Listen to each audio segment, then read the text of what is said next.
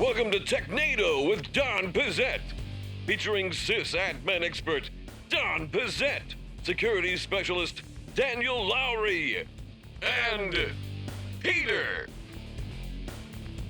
Hello and welcome to Technado with Don Pizzette, the 201st episode. We're dealing with the hangover from the big 200th extravaganza, and I am joined, as always, by Don Pizzette. Don, how are you doing? Hey, I think we kicked out all the stops for our 200th episode, so I'm ready to just kind of phone this one in. Perfect. And, well, speaking of phoning it in, Daniel, is still just kind of reeling with a headache, I think, from that. So we tapped in Ronnie Wong. Ronnie, how you doing? I am doing well, and yes, I think Daniel is still kind of dragging along a little bit, so I'm still here. So well, it's smart of him to plan a vacation after that episode. It is amazing how he did that. Yeah. He kind of said, forget the rest of it. I've hit the 200. I'm fine. I'm out. Either that or was he fired for anything he said on the show? I didn't know if that could have been it as well. And we are joined also this week by Ravi Duddukuru, who is the Chief Product Officer for DevGraph. Ravi, how are you doing? Great, Peter. How are you? I am fantastic, and you're joining us all the way from India, so thank you so much for dealing with the time zones and joining us for this episode. But we want to find out more about you. We want to find out more about DevGraph, so let's go ahead and just jump right in with our first segment, Rapid Fire Questions. Who do you work for? What's new? Who are you? What's happening? What's wrong with you?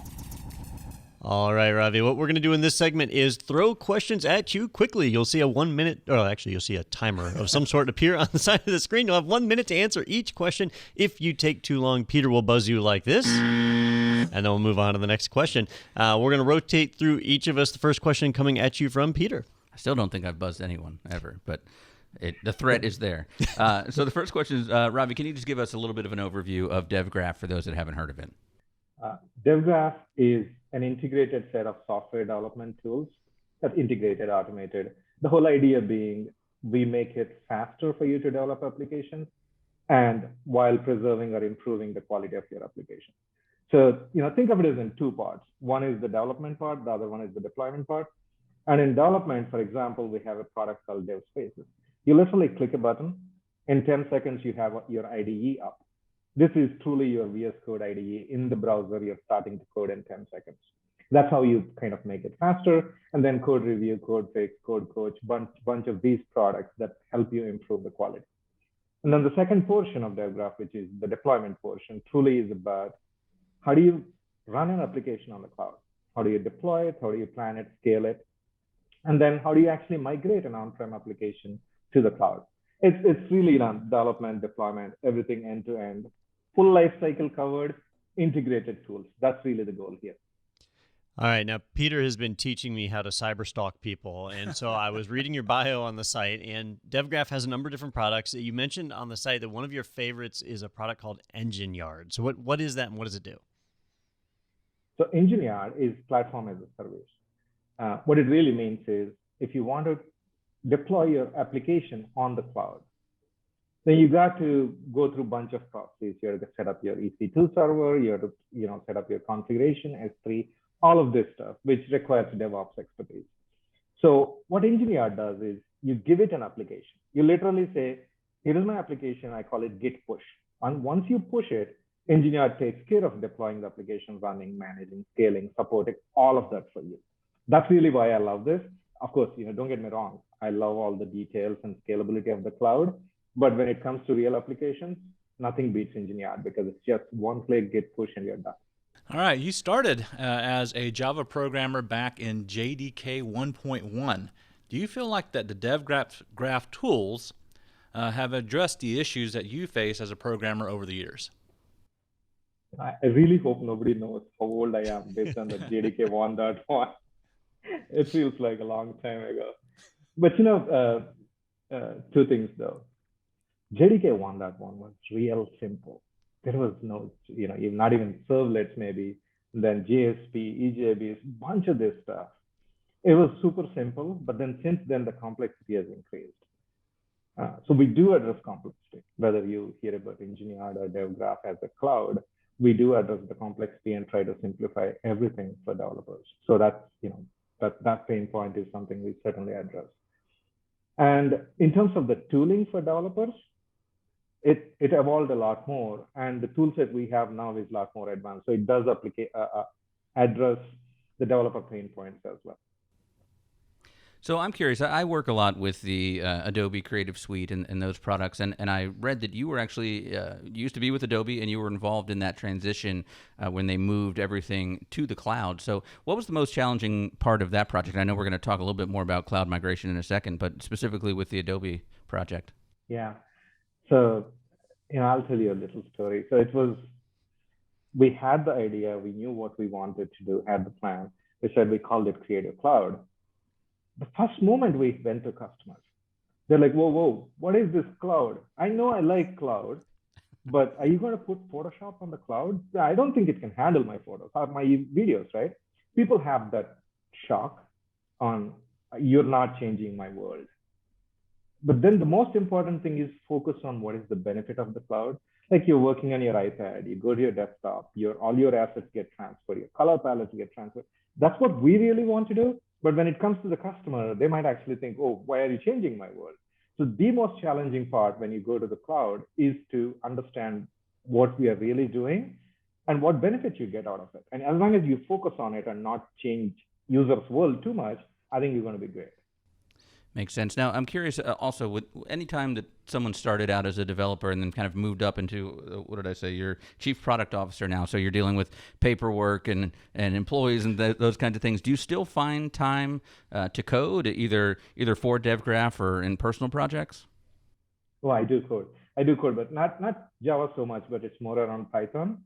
That's one thing. But the second thing is, though, it's a lot less about application programming nowadays. It's a lot more about cloud, understanding those components, and really assembling applications out of all these cloud components, because the layer of abstraction now is much, much higher. You have everything in the cloud. You just need to focus on assembling your application, your business value. That's where I spend more of my time now. Not as fun, is it? Like, it's just fun to just get in the code and play with that. But yeah, all right, well, it is. I did tease a little bit that we're going to talk a little bit more about cloud migration, and that leads us right into our next segment perfectly, which is Science and Tech News. Stay tuned for Science and Technology. And now, back to the anchor desk. Thank you.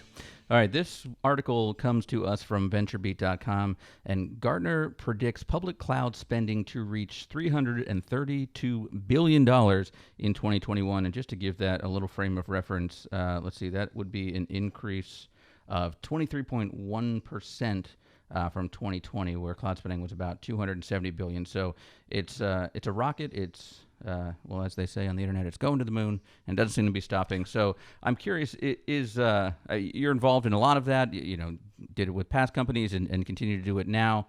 Is the move and the point of cloud migration still mostly just saving money, or what are the other benefits for that? Oh, that's a very nice question. And it actually is different from what it used to be 5 years ago. 5 years ago, all you did was save costs. You didn't want to deal with hardware. You didn't want to deal with even sysadmins, right? And then, over provisioning your data center. That's what you're trying to deal with. But now I think if I think about cloud migration today, it comes in 3 different steps, which is important to understand what you really want to do. Number one, cost savings. For sure, you're going to have some. But if that is the only reason, there are things like you can do lift and shift. Instead of putting it here on the data center, you put it in the cloud, exactly the same thing. That's fine. The second, though, one of the interesting things that's happening, you might say, hey, I'm moving to the cloud, not just for cost, but also for scalability. Christmas season, I want to go from 20 servers to 100 servers. You're able to do that seamlessly. But then scalability comes at certain cost of, now I need to tweak my application. That's the only way I really get to make the application scale.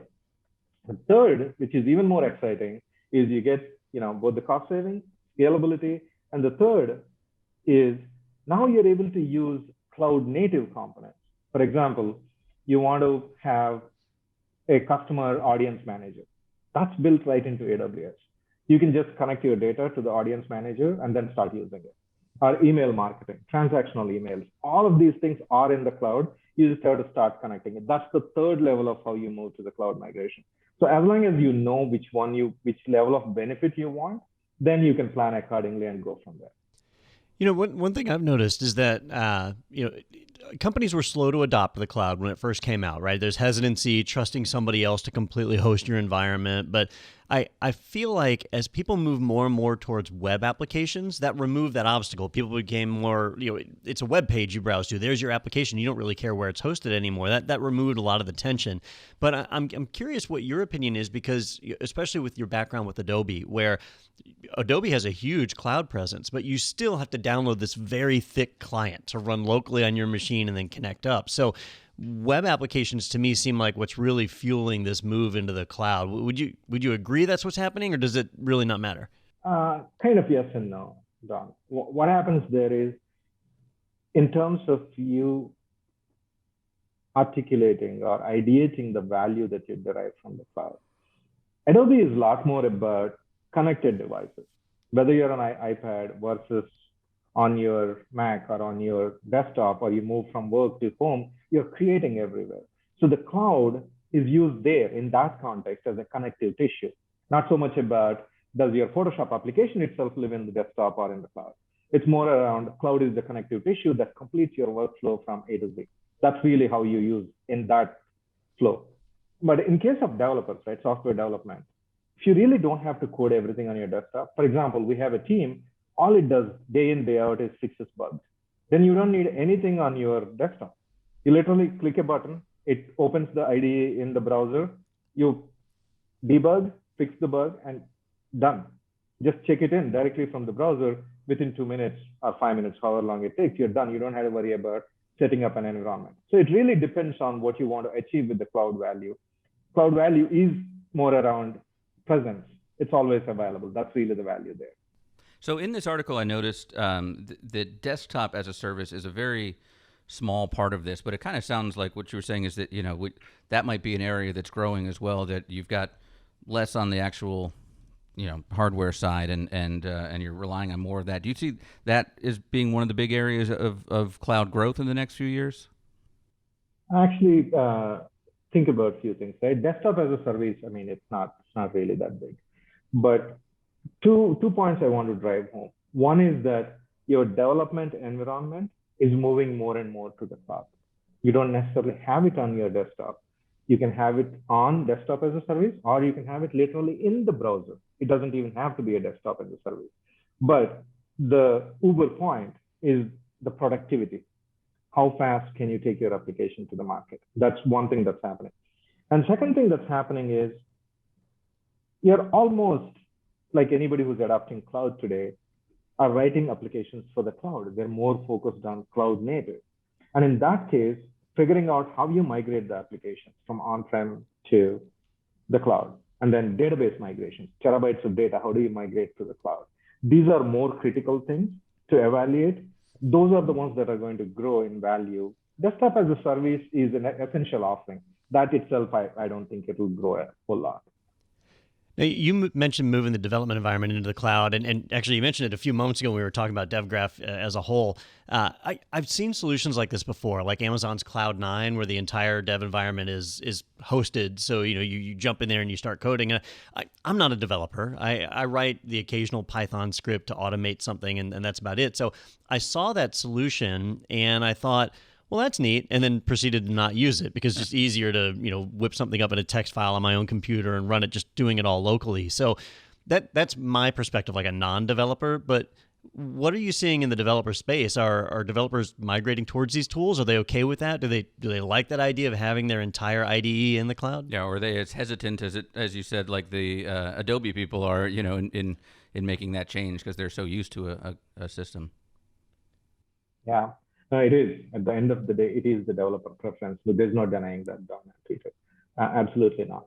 What we're seeing, though, is you're a developer, you work on an application for 6 months, 3 months, or 9 months, a longer-term project, and that gets bundled up and deployed as a cloud, you're more likely to stay on the desktop because it's one project and it goes for a long time, and it gets bundled before it gets deployed. But then there are use cases that are popping up. One is that you switch between the applications. Imagine, right? You're switching between, Java 1.8 and 1.9. Then you're going to have conflicts on your desktop. But if it's cloud, it's, pure, clean development environment, spin up in seconds. You try to do that on your desktop, it's going to take few days for you to set it up. So and then the second use case that's coming up is there are a lot more serverless applications, or microservices is what some people call. If you're developing for those, it's a lot more convenient to have your IDE in the cloud so that you can collaborate with other people and test it right there. Because you can't really test your microservices on your local machine. That's not convenient. So those are the use cases where we see a lot more people moving to the cloud-based development environment. We mentioned earlier DevGraph, so head over to devgraph.com to check that out. And we talked about Engine Yard being your favorite part of it, but there's a new aspect to Engine Yard, Engine Yard containers. Can you tell us a little bit about that new launch? Yeah, Engine Yard is always known to be platform as a service. What it really means is you bring your application, git push, and you're able to deploy applications without any DevOps expertise. You don't have to figure out what's under the hood, write all the scripts to deploy it, just git push and you deploy it. The new offering, which is Engine Yard Containers, is now the underlying infrastructure is container and Kubernetes based. What that means is it's a lot more scalable. Your applications are running in containers and it scales instantly in seconds and minutes, a lot faster than EC2 instances. And then we have a layer of abstraction where you can provision all AWS infrastructure directly from your Engine Yard dashboard with one click of a button. So the whole integrated cloud-based development without a whole lot of learning DevOps kind of stuff. That's what really Engine Yard Containers is about. Go check it out at engineyard.com. Super excited. Yeah, definitely. I was going to mention that. You can find it at devgraph.com, but it's got its own website as well, engineyard.com. So head over there and check that out. And looks like a cool system. So thank you so much, Ravi, for taking the time today to jump on and tell us about that and offer your insight. Thanks a lot. Thanks, Peter, Ronnie, and Don. Yeah, definitely. And stay tuned, guys. We're going to take a quick break, come back with the news on Technado with Don Pizzette. How do IT leaders stay on top of their game? With the IT Pro TV webinar series. Twice per month, IT Pro TV presents a webinar on current topics in the IT world. What are some of the key things we should be doing in our organization to make sure that we're prepared for disasters and that... So what do you say we go ahead and get started with today's topic, how to train your end users? Threats. So we're going to talk about some of the major things that you need to do to help keep your people safe while they're working remote. You can catch IT Pro TV webinars live or watch on demand when your schedule permits. See them all. Visit itpro.tv/webinars today. All right, welcome back to Technado with Don Pizzette, and thank you so much to Ravi for joining us from DevGraph and telling us all about that great stuff. And we've got a lot of news to get to, so we're going to jump right into that. Our first article comes from Phoronix.com. Ubuntu 21.04 released with Wayland by default and a new dark theme. New dark theme just seems to always be the thing they focus on. Like, Yeah. The pointless feature. Yeah. Yeah.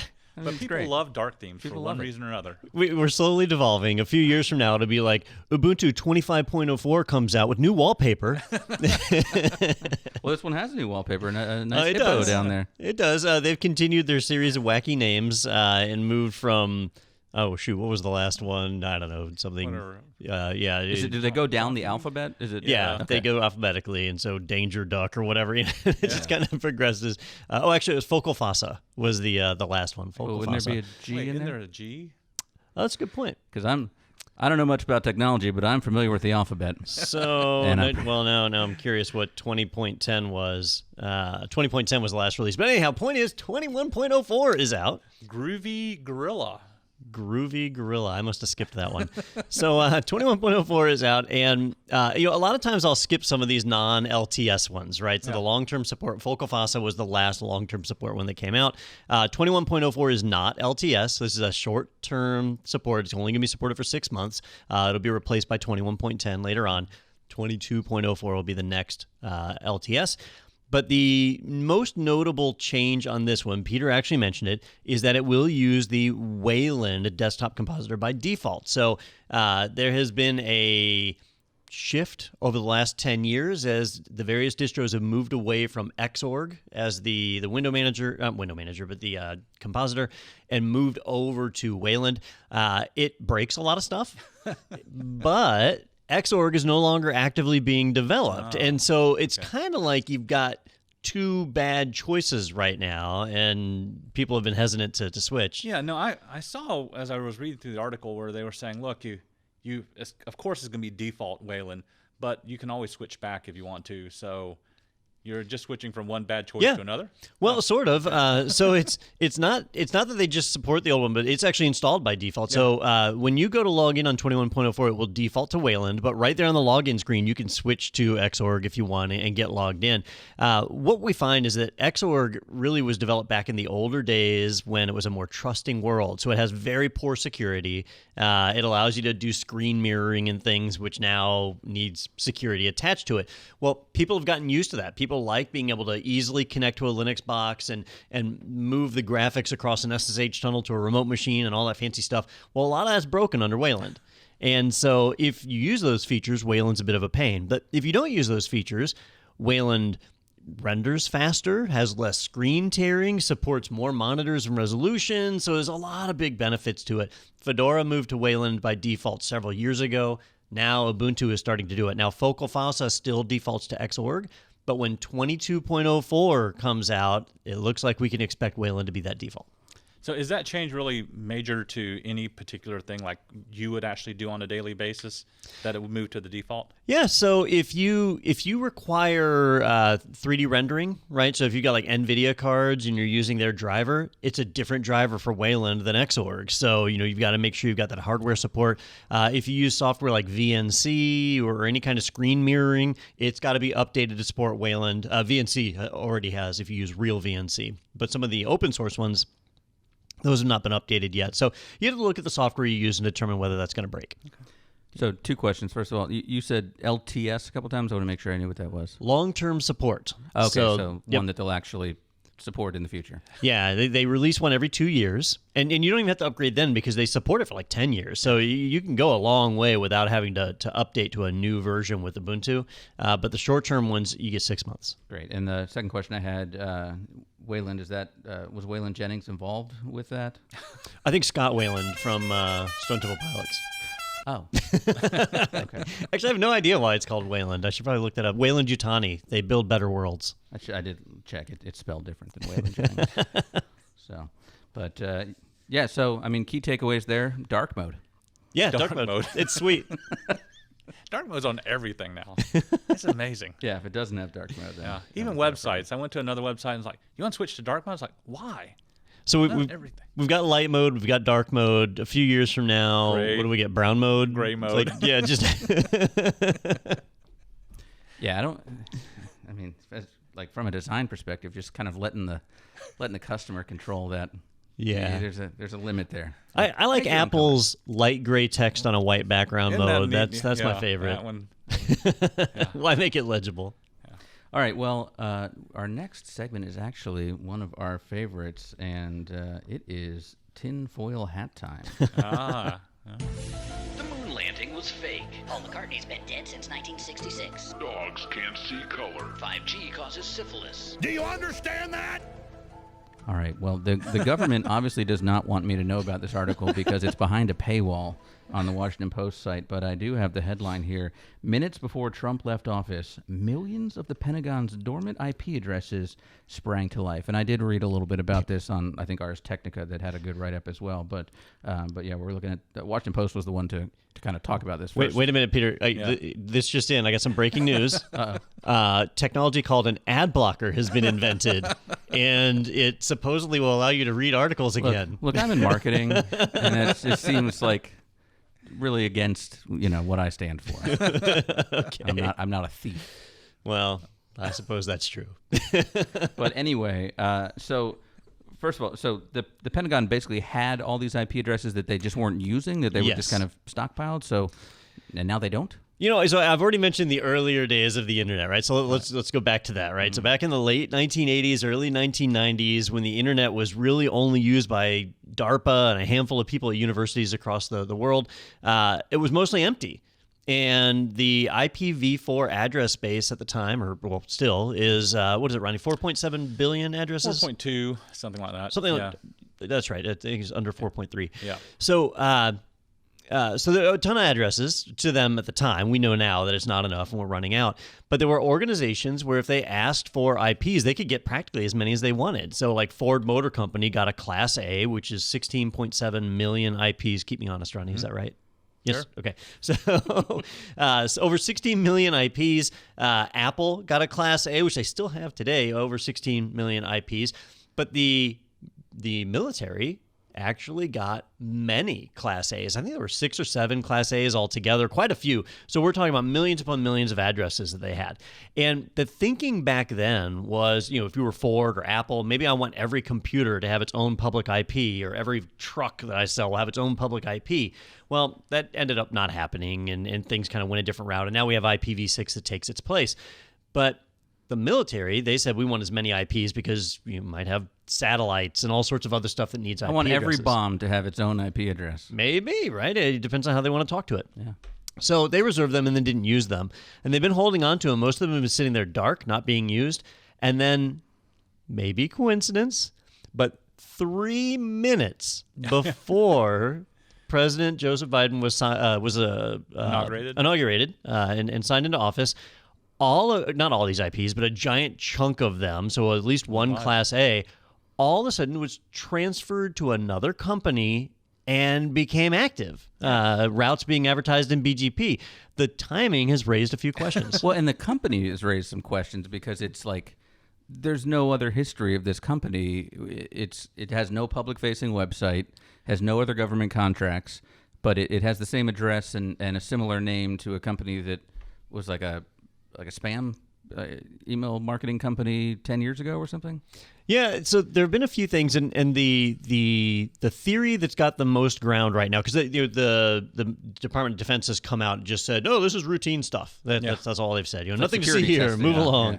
Yeah. But the theory that's got the most weight behind it right now is that this is part of a security initiative. Mm-hmm. That if they can activate all these IPs and start kind of catching traffic, anything that goes to these IPs that shouldn't be being used is obviously malicious traffic, scanning, people that are searching, doing recon across the network, and then that's something they can block somewhere. Now, that's my question is, where do you plan on blocking? Are we going to do like Russia or China and build a great firewall around the country to block this stuff? So that's where that theory has a couple little holes in it, and we're just not sure what's happening with these IPs. Well, like everything else, in the article itself, it's a really nice article that you read, but the comments are where you actually find the more conspiracy theories, but also sometimes good alternatives to that. So someone was saying, like, more than likely, because those IPs have gone unused for so long, that people are starting to squat on those.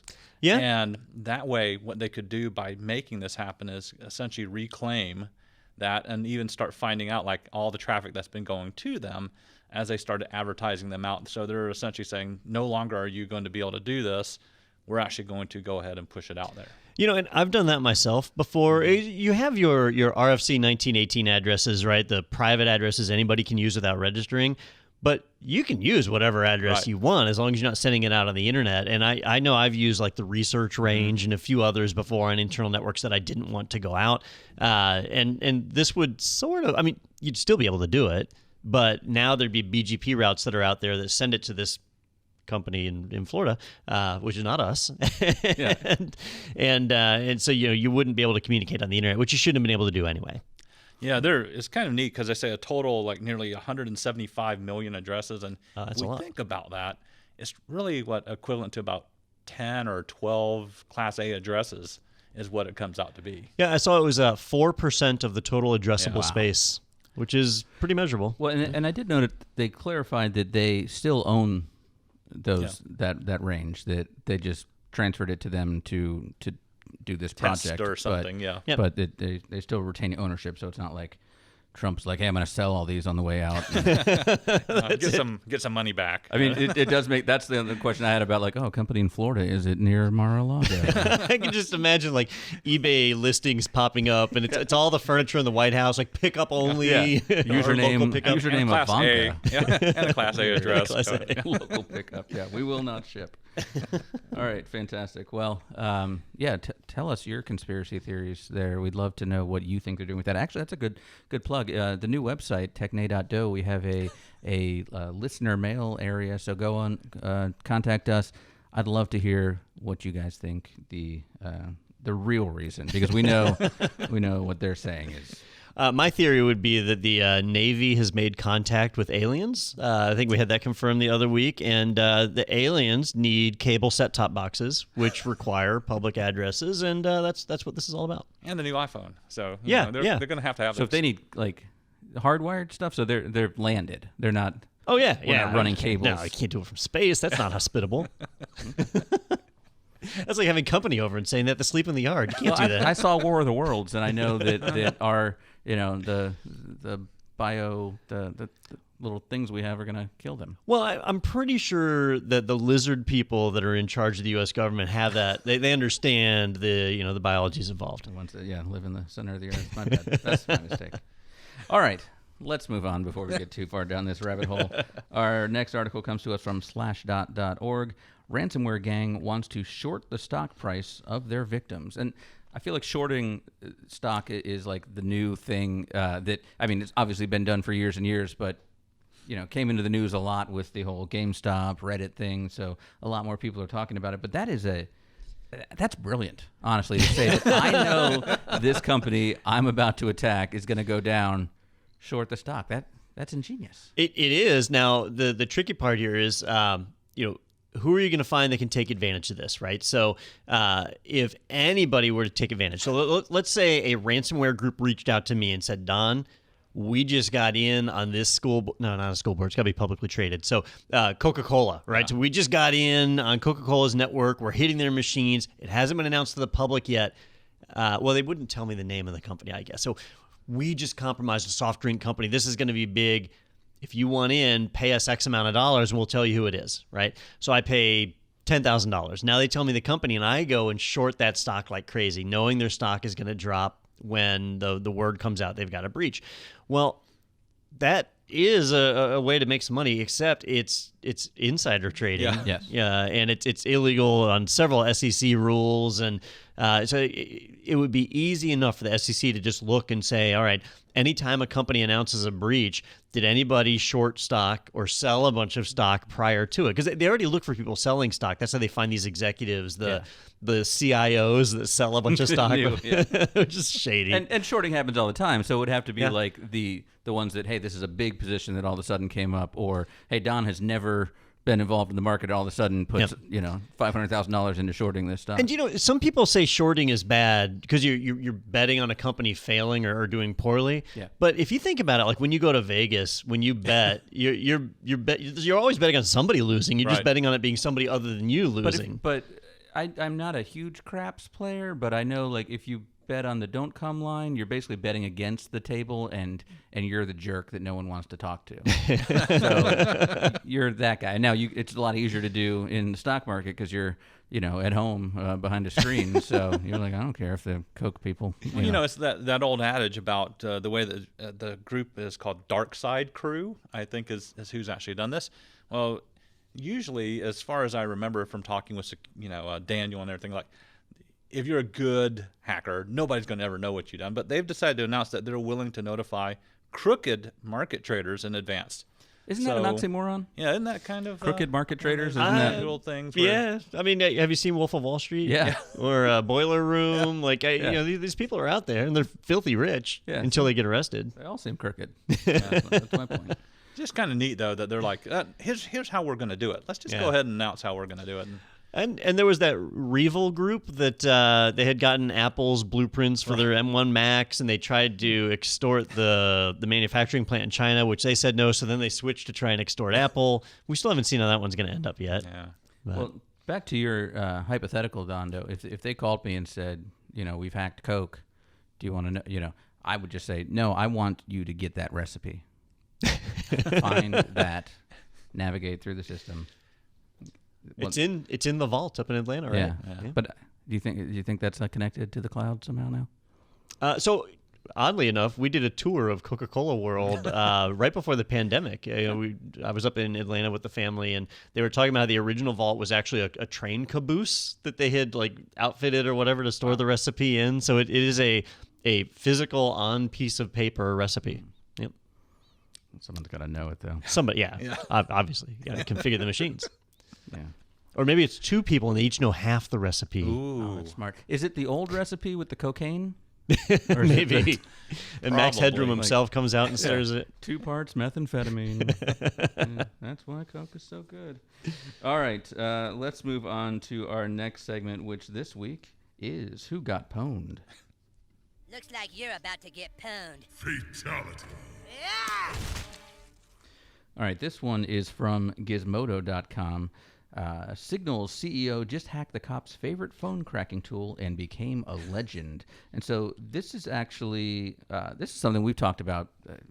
Early on in Technado, we were talking about when Apple was kind of fighting that lawsuit about. Or what was it, San Bernardino shooting, I think is what this came from. They didn't want to decrypt the phone. Yeah, but there's the company in Israel, Cellebrite, that says, oh, we got it for you. Don't worry about those subpoenas. We got it. But now their system has been hacked. And what's interesting about it to me is it sounds like you could manipulate this very easily to say that whatever information you want is on that phone. Yeah, so basically what happened is the CEO of Signal apparently was bored, had some time on his hands, and managed to get a hold of one of Cellebrite's software packages for decrypting a encrypted iPhone.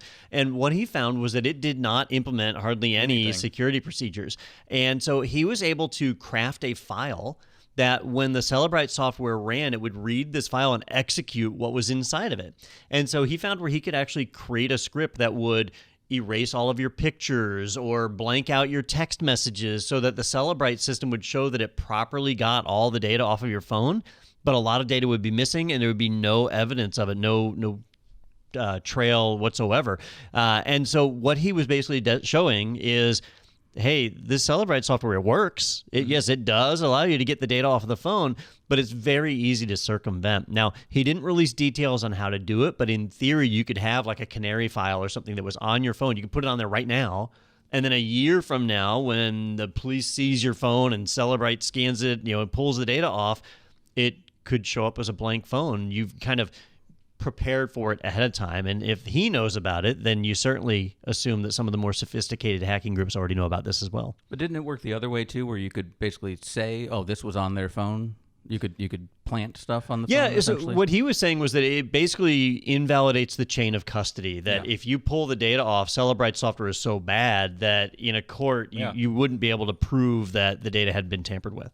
And the other interesting thing is the second half of that, where the guy went through and he said, hey, not only is that true, but it looks like all the software is actually registered to Apple. So in other words, Apple actually owns the intellectual property of Apple actually appears within the software itself. So he's kind of like saying, hey, not only do I have you on this, but this is not from you. This is Apple's too. But I think as long as the government is making use of the product, I think they're probably going to get some immunity. Okay. If we want to put our tinfoil hat back on, do you think that Apple said, look, we can't take the hit here and show that we're actually giving you this information, so we're going to start this separate company in Israel. We'll get you into the phone, then we'll go, oh my gosh, I can't believe these people did that. We were ready to go to the Supreme Court. Yeah. Does that company link back to the one in Florida? Yeah, I think so. It's all run out of Mar-a-Lago. It's Eric Trump. I could see that. I could see that theory being possible. Not the Mar-a-Lago part, but it's not the craziest thing in the world because it's PR. I mean, if they had given up that stuff, half of the country would say, yay. Half the country would say, I'm never using Apple again. I think it's not even an issue. Under Steve Jobs, there was the whole Apple mission and vision. It was a religion, not a computer company, that kind of thing. Under Tim Cook's leadership, it's definitely been more corporate. Yeah, I could see taking that angle. I like that. That's my first conspiracy theory. Yeah, it's a good one too. Yeah, and it's legit. I'm curious though how many appeals this leads to. Because it's probably not any, not right away at least, because this has just come out. It would be curious to see where the burden of proof is. So if the police seized the phone and they had the Cellebrite software, and they're showing their chain of custody, At that point, it would be up to the defense to invalidate it. They would have to show, yes, my client did have this canary file on here that did blah, blah, blah. Like that would be a hard thing to do in court. But not just that their client had that, but you could say, oh, no, the police used this to plant this evidence and show that it looked like it was on my phone. Yeah, I suppose that's possible. But, that's true of the evidence room as it is right now. Yeah. And the police just put a bag of cocaine with my name on it in the evidence room, and there it is. Signed it. That's never happened. Yeah, I always write Ronnie's name on the bag. Everybody knows Ronnie's that. cocaine. Sure. Yeah, who doesn't do that? Please return if found. Ronnie Wong, Carol. Here's his address. North Florida. There you go. All right, our next article comes to us from bleepingcomputer.com. QNAP removes backdoor account in NAS backup disaster recovery app. So there was a backdoor. Yeah. We have a couple QNAPs over there. 3 QNAPs, yeah. So QNAP has joined the ranks of Fortinet and Cisco and many other high-profile hardware vendors out there for having hard-coded backdoor credentials in their hardware. Now, QNAP, as a company, we use them, and they have some really neat stuff for remote support where their people can SSH into your box to fix problems, and it uses dynamically generated passwords and certificates and expiring accounts. So, they do follow good security practices for the most part, but this was in their hybrid backup software that would allow you to back up your QNAP NAS into a cloud location, that they just had some hard-coded credentials in there, and they discovered it. We're not sure if anybody was able to actually take advantage of it prior to their discovery and pushing an update, but there was a study done, and I'm trying to remember who it was that did the study, that showed that this one particular exploit, just in the month of, actually it was from March 21st through April 21st, they went from having like 30 reports of this particular type of malware on a QNAP all the way up to 353 submissions just in a 30-day period. So it looks like attackers had been taking advantage of this, using it as a vector to be able to get into the NAS. Now, if your NAS was not exposed to the internet, you weren't at risk because the attackers didn't have a way to get into it. But many people that use the cloud services would open up ports on their firewall, and that's where the weakness would come in. So they have pushed an update. If you update the HBS, it'll remove the vulnerable pieces and protect you, but you do need to be aware that you may already have ransomware or malware on your system as a result. Now, is it a metaphor? But I just thought about the fact that our server room over there literally has a back door that goes to the outside. The server room doesn't. Does Yeah. it? Oh, it does. Yeah. It does do. Yeah, that's right. It's painted black, so I don't normally see it. Yeah. And, have we considered removing our hard-coded back door?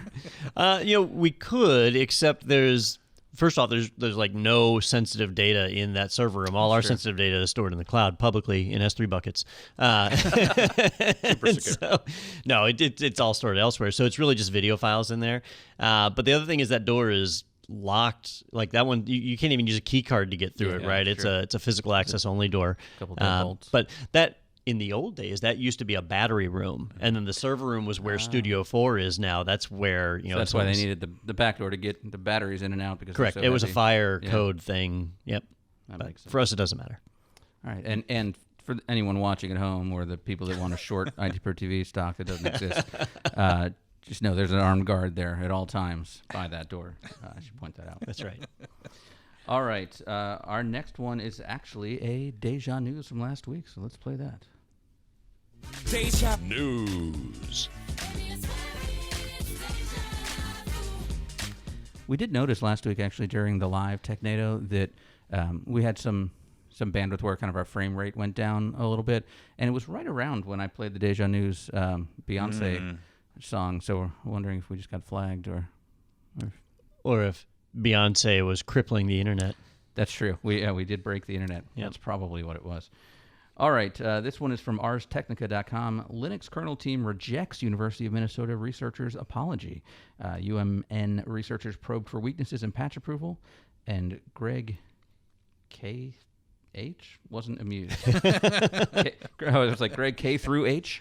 No, so we talked about this last week, where basically they used a real instance of Linux to send up these code changes that had little Trojan horses in them, essentially, and test out how those patches were approved, and they were approved, right? That's an almost not totally inaccurate description. Thank you. So what they did is they pushed up, they call them hypocrite updates. They were pushing these patches up into the Linux kernel for approval that would reintroduce bugs that had been previously patched, to use this to basically create security vulnerabilities in the Linux kernel.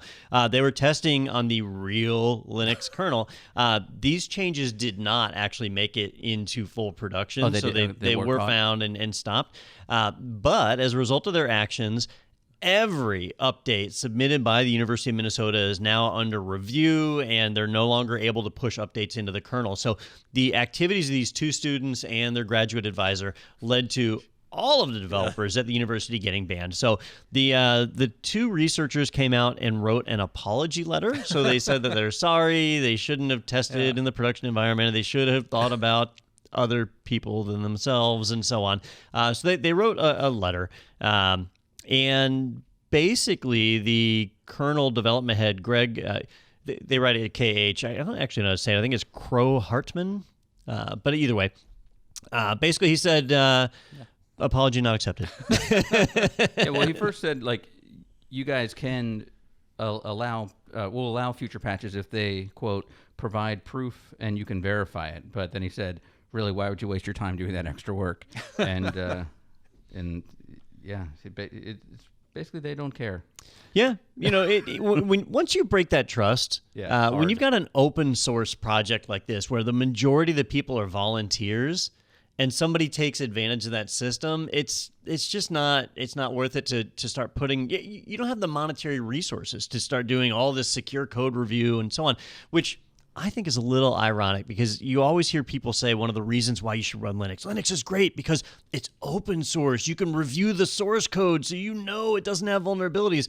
But the reality is nobody's reviewing this source code for the bulk of what you deploy when you install the Linux operating system. And so as a result, it's not really any more or less secure than other operating systems. But there is a little trust built that the fact that they did catch these, as you said. So that gives you a little bit of faith. And the UMN said, hey, we want you to know we would never intentionally hurt the Linux kernel. And that I love that last response. They basically said, hey, we sent you a letter telling you what you need to do. So until those actions are taken, we do not have anything further to discuss about this issue. So. Oh, actually, just for clarification, the way that it was caught was that they told them. So never mind. They didn't catch it on their own. And then the researchers actually said, oh, by the way, we just introduced a bug back in. You approved it. But it didn't make it out into a kernel that we would have actually installed and used. I think the big issue, at least for maybe the guy, whatever his name, which I can't pronounce and say, is that they did it, but they didn't say, hey, we're going to do this. I think they kind of announced it after, hey, what did we just do? Yeah, they're asking forgiveness. Yeah, it's easier to ask forgiveness than it is permission, right? Well, not in this case.